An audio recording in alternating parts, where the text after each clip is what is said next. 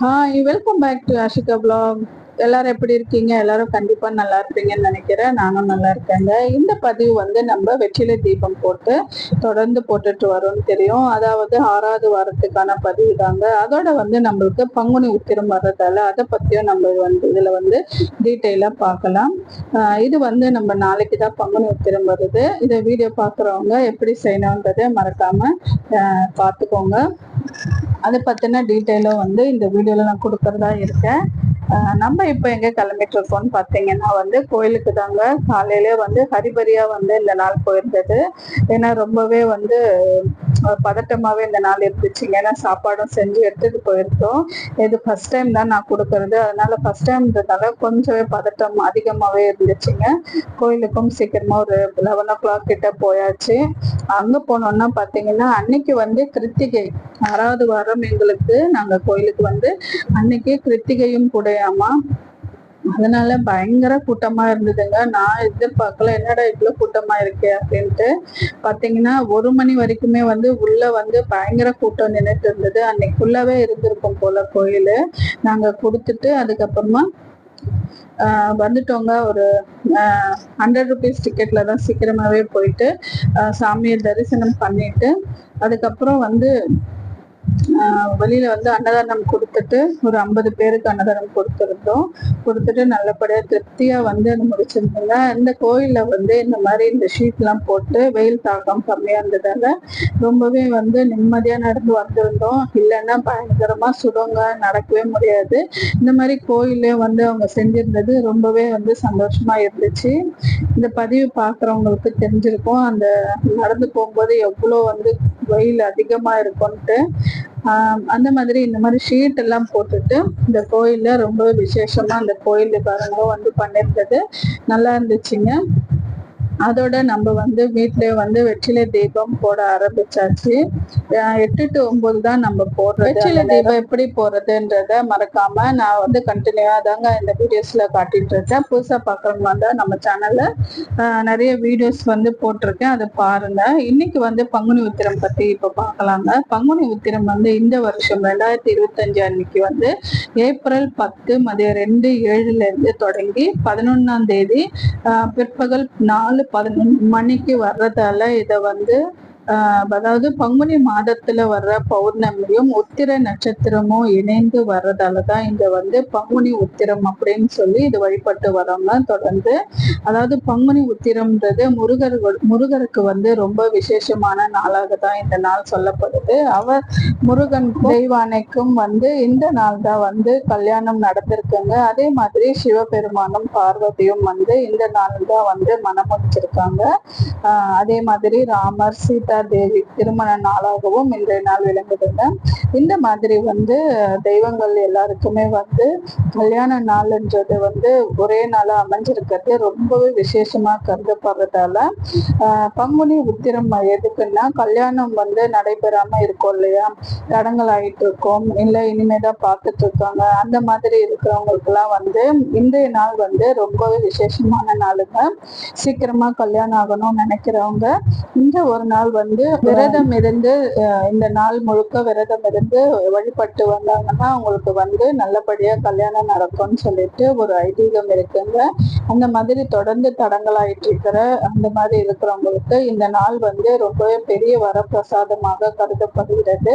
அதனால நீங்க வந்து காலையிலேயே வந்து சூரியன் உதயத்துக்கு முன்னாடியே வந்து விரதத்தை ஸ்டார்ட் பண்ணுவாங்க. விரதம்ன்றது வந்து நல்ல உடம்பு நல்லா இருக்கிறவங்க வந்து பால் பழம் அந்த மாதிரி எடுத்துக்கிட்டும் வந்து விரதம் இருக்கலாங்க. அந்த மாதிரி விரதம் இருந்து நீங்க வழிபடலாம். வெறும் தண்ணி மட்டுமே குடிச்சிட்டும் ஒரு சில பேர் வந்து வழிபடுவாங்க.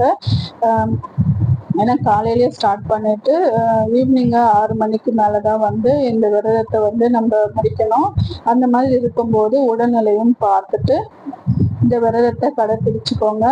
யாருக்கு கல்யாணம் அந்த மாதிரி இருக்கோ அவங்க தாங்க இதை செய்யணும். அப்பதாங்க அவங்களுக்கு வந்து நல்ல சிறந்த பலனை கண்டிப்பா அவங்களுக்கு தரும். ஏன்னா வந்து இப்போ பையனுக்கு அந்த மாதிரி இருந்துச்சுன்னா வந்து அம்மா அவங்க அந்த மாதிரி இருப்பாங்க. அந்த மாதிரி பண்றதை விட அவங்களே வந்து யாருக்கு கல்யாணம் ஆகணுமோ அவங்களே விரதம் இருந்து வழிபட்டாங்கன்னா அது ரொம்பவே சிறப்பு. சீக்கிரமாகவும் அவங்களுக்கு வந்து கல்யாணம் ஆகும். கல்யாண நாள்ன்றதுனால இதுக்கு வந்து ரொம்பவே வந்து விசேஷமான நாளா கருதப்படுது. அதுக்கப்புறம் பாத்தீங்கன்னா அன்னைக்கு நம்ம என்னெல்லாம் செய்யலாம்னா, கோயிலில் வந்து அபிஷேகமா வந்து நம்ம பால், தயிர், தேன் இந்த மாதிரி விஷயங்கள் கொடுக்கலாங்க. அன்னைக்கு வந்து நிறைய பேர் காவடி எல்லாம் எடுப்பாங்க.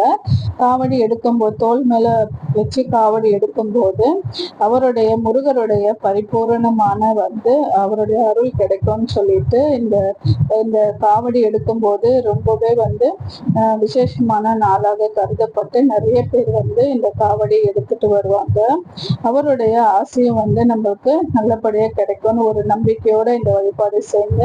அன்னைக்கு ஒரு நாள் வீட்டுல வழிபடுறவங்களா இருந்தா என்னென்ன புத்தகங்கள் படிக்கலாம்னு பாத்தீங்கன்னா, திருப்பாவை, திருவெண்பாவை, கந்த புராண நூல்கள், கந்த சஷ்டி கவசம் இந்த மாதிரி வந்து நம்ம வந்து அன்னைக்கு ஒரு நாள் படிச்சுட்டு நம்ம வந்து அந்த விரதத்தை வந்து நல்லபடியா முடிக்கலாங்க.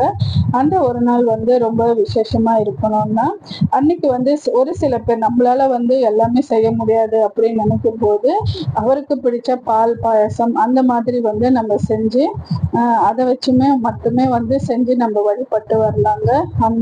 ரொம்ப சிம்பிளா செய்யணும்னா அந்த ஒரு இதுவே வந்து வச்சு நம்ம சாமியை வழிபட்டு வரலாம். அப்படி இல்லைன்னா ஒரு சிலருக்கு வந்து அதாவது நம்ம எப்பவுமே செய்வோம் இல்லையா, சாதம், சாம்பார், பொரியல், வடை, பாயசம் இந்த மாதிரி வச்சும் வந்து கல்யாண சாதத்துல நம்ம கல்யாண சாப்பாடு எப்படி செய்வோமோ அந்த மாதிரி செஞ்சுட்டு கடவுளை வழிபட்டு வந்தோம்னா அதுவும் ரொம்பவே சிறப்பான இதுதாங்க. அந்த மாதிரி செய்யும் போது இன்னுமே நல்லதா இருக்கும் பார்க்கறதுக்கும். சரியான விசேஷம் போது நம்ம மேக்சிமம் அப்படிதான் எல்லாருமே செய்வோம். நீங்க யாரெல்லாம் வந்து பங்குனி உத்திரம் செய்றீங்கன்றதை பத்தியும் மறக்காம நம்ம சேனலை வந்து நீங்க சொல்லலாங்க. ஏன்னா பங்குனி உத்திரம் வந்து எல்லா விசேஷம் போல சஷ்டி எப்படி சஷ்டி விரதம் அந்த மாதிரி தொடர்ந்து எடுத்துட்டு வந்தோம், தைப்பூச விரதம் எடுத்துட்டு வந்தோமோ அந்த மாதிரி, அதாவது இந்த திங்கட்கிழமையில இருந்து நம்ம இருக்க முடியல, இந்த 6 நாள் இருக்க முடியல அப்படின்னு நினைக்கிறவங்க இந்த வெள்ளிக்கிழமை வருது இல்லையா 11ஆம் தேதி, அந்த ஒரு நாள் மட்டும் கூட இந்த விரதத்தை இருந்து நல்லபடியா அந்த விரதம் இருந்து நம்ம இந்த வழிபட்டு வந்தோம்னா நம்மளுடைய வாழ்க்கையில நடக்கிற கஷ்டங்கள் எல்லாமே நீங்கி நல்ல ஒரு வாழ்க்கையாக நம்மளுக்கு அமையணும்னு சொல்லிட்டு அந்த கந்தனை வந்து வேண்டி வந்தோம்னா ஒரு நம்பிக்கையா அந்த எந்த வழிபாடு செஞ்சோம்னா நல்லதே நடக்குங்க. அந்த மாதிரி இந்த பங்குனி உத்திரமும் வந்து நம்ம செஞ்சு பாருங்க, நல்லதே நடக்கும்னு சொல்லிட்டு இந்த பதிவை வந்து பங்குனி உத்திரம் இதுல உங்களுக்கு ஏதாவது டவுட் இருந்தா கண்டிப்பா கேளுங்க. இதுக்கு வந்து நம்ம முன்னாடியே ப்ரீப்ரேஷனா எப்பவுமே வந்து வெள்ளிக்கிழமை இந்த விசேஷம் வர்றதால நம்ம வியாழக்கிழமைய வந்து வீடு எல்லாமே சுத்தம் பண்ணிட்டு பூஜை சாமான்லாம் கழுவி வச்சுட்டு தான் இந்த விசேஷத்தை வந்து நல்லபடியா செய்ய ஸ்டார்ட் பண்ணுவாங்க. அது மாதிரி தான் வந்து நிறைய பேர் செய்வீங்கன்னு நினைக்கிறேன். அன்னைக்கு வந்து சூரியன் உதயத்துக்கு முன்னாடியே வந்து இந்த காலையிலே வந்து நம்ம இந்த விரதத்தை ஸ்டார்ட் பண்ணாதாங்க ரொம்பவே விசேஷமானதாக இருக்கும். அதனால காலையிலே நம்ம எழுந்திரிச்சு இந்த விரதத்தை ஸ்டார்ட் பண்ணோம்னா நல்லதா நடக்கும். ஒரு சிலருக்கு வந்து எந்த வேண்டுதலும் இல்லாம வந்து வெறும் சாமியை மட்டும் கும்பிடுறோம் அந்த மாதிரி இருக்கிறவங்களும் இதை வந்து செய்யலாங்க, ஒன்றும் தப்பு இல்லை. ஒரு சிலருக்கு வந்து அந்த சாமியோட சிலைகள் வச்சு அபிஷேகம்லாம் செய்வாங்க. அந்த மாதிரி அபிஷேகம் செய்யும்போது பழங்கள் வச்சு செய்யறது ரொம்ப விசேஷமானதாங்க. அதே மாதிரி விபூதி வச்சு செய்யுங்க, நல்லதே நடக்கும்னு சொல்லிட்டு இந்த நாள் வந்து ரொம்பவே நல்லதா இருக்கும்னு சொல்லிட்டு நான் இந்த பதிவுல வந்து சொல்ல நினைக்கிறேங்க. பார்க்குறவங்க கண்டிப்பா வந்து பங்குனி உத்திரத்தை வந்து மிஸ் பண்ணாம அந்த நாளை கண்டிப்பா செஞ்சு சாமியை வழிபட்டுவாங்க, நல்லதே நடக்கும்னு சொல்லிட்டு நம்பிக்கையா ஒவ்வொரு வழிபாடையும் செய்யுங்க.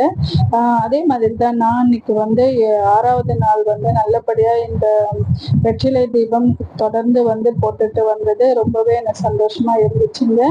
அந்த மாதிரி அன்னைக்கு வெற்றிலை தீபம் நம்ம நெய் போட்டு அன்னைக்கு ஏற்றிருந்தோம். வெளியில விளக்கு வந்து முதல்ல அதை ஏற்றிட்டு தான் அப்புறமா தான் வந்து வீட்டுல வீட்டுல விளக்கேற்றணும். ஏன்னா குலதெய்வத்துக்கு முதல்ல ஏற்றிட்டு தான் நம்ம செய்யணும்னு சொல்லி என்னுடைய பதிவை கண்டினியூ பாக்குறவங்களுக்கு நான் சொல்லியிருப்பேன். நீங்களும் கண்டிப்பா அது மாதிரி செஞ்சு வழிபட்டு வருவீங்கன்னு நம்பிக்கையோட நினைக்கிறேங்க. இந்த மாதிரி நீங்க யாரு செஞ்சுட்டு வரீங்கன்றத மறக்காம வந்து சொல்லுங்க. லாஸ்ட் பதிவே சொல்லியிருப்பேன், என்னோட வேண்டுதல்கள் என்னோட பதிவு பார்த்துட்டு ஒரு சில பேர் செய்யறாங்கன்ற போது அது ரொம்பவே சந்தோஷமா தருதுங்க. அதே மாதிரி இந்த பிளாக் பார்த்துட்டு யாரெல்லாம் புதுசா செய்றீங்கன்றத மறக்காம வந்து சொல்லுங்க கமெண்ட்ல. இந்த வீடியோ உங்களுக்கு கண்டிப்பா பிடிச்சிருக்கும்னு நினைக்கிறேன். பிடிச்சிருந்தா லைக் அண்ட் ஷேர் பண்ணுங்க, சப்ஸ்கிரைப் பண்ணிட்டு பாருங்க, கூடவே ஆல் என்ற ஆப்ஷன் தட்டிட்டு பாருங்க. அப்பதான் நான் போடுற வீடியோஸ் எல்லாம் வருங்க. அடுத்து எந்த மாதிரி வீடியோஸ் போடலான்றத மறக்காம வந்து சொல்லுங்க. இது வரைக்கும் பொறுமையா இருந்து பார்த்த இந்த எல்லா சப்ஸ்கிரைபருக்கும் எல்லோருக்கும் ரொம்ப ரொம்ப நன்றிங்க. அந்த நாள் வந்து இந்த வெற்றிலை தீபம் போட்டுட்டு அந்த இரவு வந்து ரொம்பவே சந்தோஷமா அமைஞ்சதுங்க. அப்படியே வந்து டின்னரை முடிச்சுட்டு நம்ம வந்து தூங்க போயாச்சு.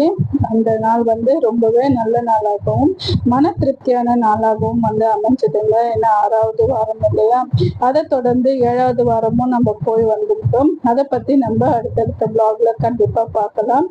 தேங்க்ஸ் ஃபார் வாட்சிங் அஷிகா vlog.